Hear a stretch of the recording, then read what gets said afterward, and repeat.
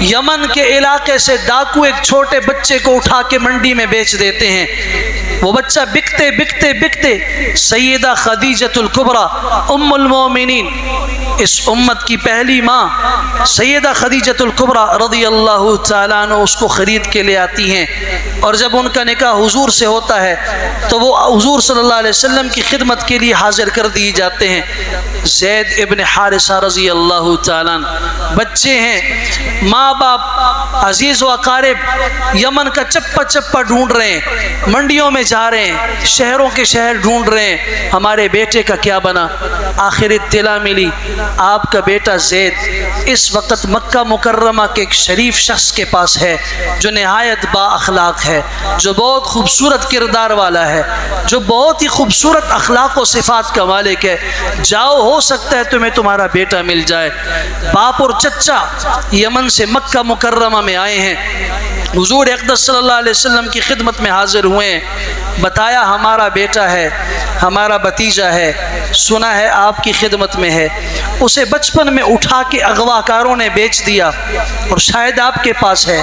آپ نے فرمایا ہاں زید میرے پاس ہے. زید کو بلایا اور کہا جانتے ہو کون ہے؟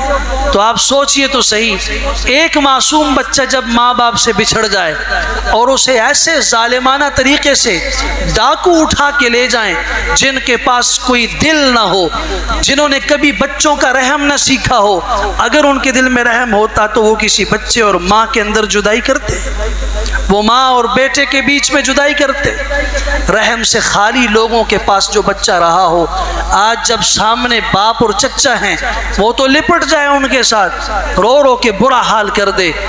وہ دیکھا ہاں حضور صلی اللہ علیہ وسلم یہ میرے ابا جی ہیں اور یہ میرے چچا ہیں، ان کے ساتھ جانا چاہتے ہو میں بغیر کسی قیمت کے تمہیں ان کے حوالے کرتا ہوں، جاؤ اپنے ماں باپ کے پاس. فرمایا نہیں، میں آپ کی خدمت میں رہوں گا اور خوشی سے رہوں گا. اپنے باپ سے بھی کہا، چچا سے بھی کہا، جا کے ماں سے بھی کہہ دو آپ کے ہاں مجھے اتنی محبت اور شفقت نہیں مل سکتی جو مودت اور مہربانی مجھے یہاں رسول اللہ کی خدمت میں مل رہی ہے. میں یہیں رہوں گا، خوشی سے رہوں گا.